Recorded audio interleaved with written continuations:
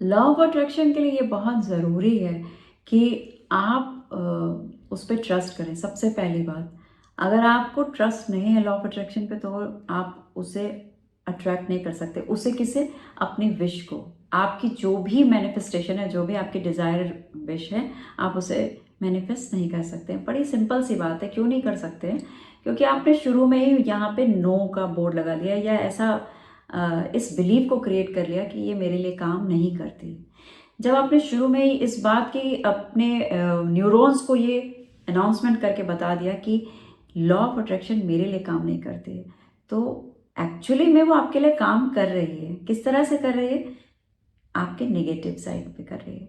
Law of attraction एक ऐसी चीज़ है जो हमेशा सबके लिए काम कर रही है।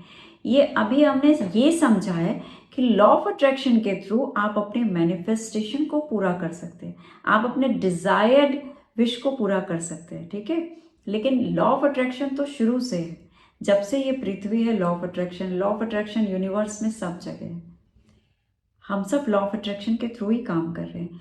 लेकिन लॉ ऑफ अट्रैक्शन में जब आप ये सोचते हैं कि ये मेरे लिए काम नहीं करती है, तो यहाँ पे आप उस लॉ को अट्रैक्ट कर रहे हैं कि वो आपके लिए काम नहीं करे, ठीक है।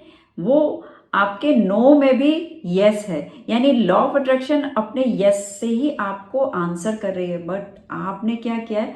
उसको उस जगह पे मांगा है कि मेरे लिए काम नहीं करे, तो वो आपके लिए काम नहीं करेगी और आपको प्रूफ कर देगी कि हाँ भाई, आपका काम नहीं होने वाला है। जब आप नहीं कह रहे हैं, इससे अच्छा आप उसको एक्सेप्ट कर लीजिए।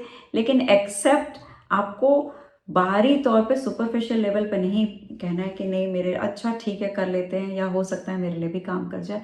तो जब आप जिस तरीके की फ्रिक्वेंसी, यानी जो लॉ ऑफ अट्रैक्शन, मैं आपको सबसे पहले बताना चाहूँगी, बहुत ही बोल्ड पावरफुल एक नियम है कुदरत का, जो सबके लिए काम करता है, सबके लिए काम करता है। लेकिन आपको इसे विश्वास करना होगा, क्योंकि आप अगर इस चीज़ को पहली बार सुन रहे हैं या आपने इस चीज़ को कभी समझा नहीं है, तो थोड़ा मुश्किल हो सकता है। लेकिन लॉ ऑफ अट्रैक्शन के बारे में तो आप जानते होंगे। लॉ ऑफ अट्रैक्शन नेचुरल है और हमेशा से लोगों के लिए काम करता आया है।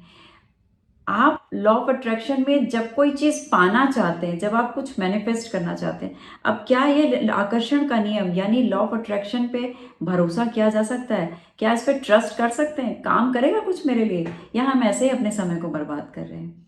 तो इसके लिए सबसे जरूरी है कि जब भी आप लॉ ऑफ अट्रैक्शन को अपनी लाइफ में किसी विश के लिए अट्रैक्ट करें, तो जो आपकी विश है उसे सिर्फ ख्याल में ना रखें।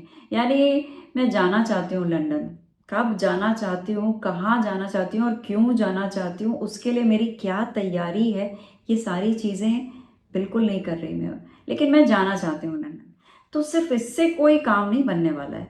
आपको उसके बारे में स्टडी करनी पड़ेगी। आप लंदन के बारे में जानिए, आप अपने बारे में जानिए, आप ये जानिए कि आप कब जाना चाहेंगे, क्या रीज़न है आपका लंदन जाने का, क्या आपके पास वो सारे इंतजामात हैं। आप विंटर्स में जा रहे हैं, समर्स में जा रहे हैं, तो आपके पास वो सारे कपड़े होने चाहिए। हर एक छोटी छोटी चीज़ आपके पास डिटेल होनी चाहिए। आप किस फ्लाइट से जा रहे हैं और कौन से मंथ में जा रहे हैं, कौन से ईयर में जा रहे हैं, कौन सी डेट पे जा रहे हैं। जब ये कैलकुलेशन, जब आपको इतनी बारीक बारीक डिटेल्स पता हो जाएंगी, तो फिर आप उस हिसाब से काम करना शुरू कर देंगे। जब डिटेल्स आ जाती है ना आपके पास सारे, तो माइंड जो है उसके अकॉर्डिंग फंक्शन करना शुरू कर देता है। जब तक आपको ये पता है कि मुझे लंदन जाना है, लेकिन हमारे पास कुछ भी उसके बारे में डिटेल्स नहीं है, तो माइंड आपका उसके लिए कुछ प्रिपरेशन नहीं करेगा। लेकिन जब आपके पास पूरी डिटेल होती है, तो माइंड उस प्रिपरेशन में चला जाता है, क्योंकि आपने उसको बहुत सारे डेटा दे दिए हैं, ठीक है। जब आप डेटा दे देते हो, तो फिर माइंड उसके अकॉर्डिंग काम करना शुरू कर देता है, पैकिंग करना शुरू कर देता है, चीज़ें अरेंज करना शुरू कर देता है। जब ये शुरुआत हो जाती है, it means you are going towards your journey towards your manifestation। आपने ये पूरी तरह से घोषणा कर दी इस ब्रह्मांड में कि मैं लंदन इस मंथ इस तारीख ये प्रोग्राम के थ्रू, ये मेरा प्रोग्राम है और मैं जा रही हूँ। तो इससे क्या होता है? जब आप घोषणा नहीं करते और सिर्फ सोचते हैं कि मुझे लंदन जाना है, तो वहाँ पे आपकी जो फ्रीक्वेंसी है, यानी जो आपकी तरंगे हैं, तरंगे क्या होती हैं, आपकी वाइब्रेशंस होती हैं, ठीक है। हर समय हम वाइब्रेट कर रहे हैं किसी हमारे अलग अलग फ्रीक्वेंसी पे हम वाइब्रेट कर रहे हैं। तो जो अभी आप फ्रीक्वेंसी पे हैं वहाँ पे लंदन नहीं है, लंदन की फ्रीक्वेंसी डिफरेंट है। तो आपको अपनी वाइब्रेशन को हाई करना पड़ेगा। हाई करने के लिए क्या होगा, हमें जब आप एक्शंस लेते हैं तो वो ऑटोमेटिक हाई हो जाती है।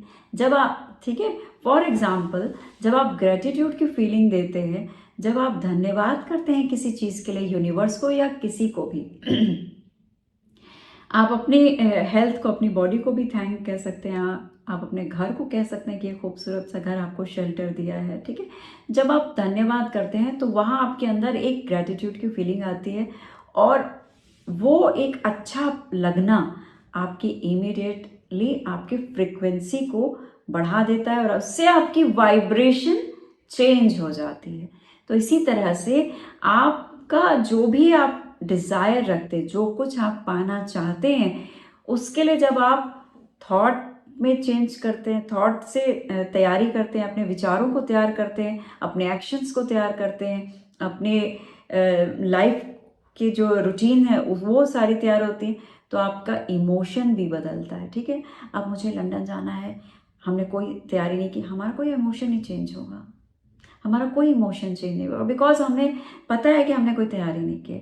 लेकिन हमें लंदन जाना है और हमारी सारी तैयारी हो चुकी है, तो हमारे इमोशंस जो हैं वो चेंज हो चुके हैं। इसी के साथ हमारा विचार भी बदल चुके हैं, यानी हमारी थॉट भी चेंज हो चुकी है और हमारे एक्शंस भी चेंज हो गए। तो अब ये पूरा एक कॉम्बिनेशन बन गया। ये जो एक रूपता है, ये आपके मैनिफेस्टेशन को पूरा करती है। तो आकर्षण का नियम पे आपको भरोसा रखिए। लॉ ऑफ अट्रैक्शन 101% काम करता है। वो काम करने की कोई मशीन नहीं जिसे ऑन और ऑफ करना है, ये कंटिन्यू काम कर रहा है। ये यूनिवर्स का गिफ्ट है हम सबके लिए, लेकिन आपको इस तरह से प्रिपरेशन करनी पड़ती है और करके देखिए लॉ ऑफ अट्रैक्शन को आपकी लाइफ में किस तरीके से ये कमाल करता है, किस तरीके से ये आपके मैनिफेस्टेशन को पूरा करता है। Thank you so much for watching, see you in next video.